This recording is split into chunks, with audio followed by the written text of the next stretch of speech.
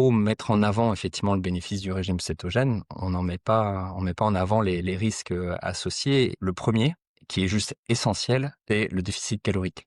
C'est vraiment ce qui va déterminer la suite du régime cétogène ou du modèle cétogène.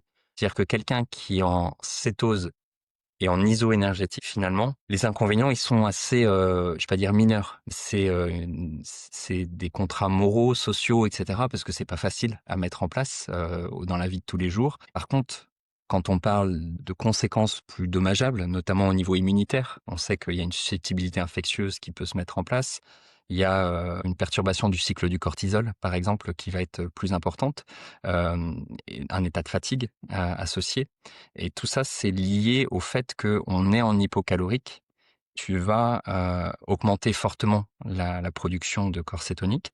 Tu vas augmenter ton besoin protéique pour compenser en fait ce déficit calorique. Et c'est là où on va retrouver une augmentation des risques de blessures chez le sportif, par exemple, des difficultés de récupération, une fonte musculaire, une baisse du métabolisme de base et toutes les complications associées.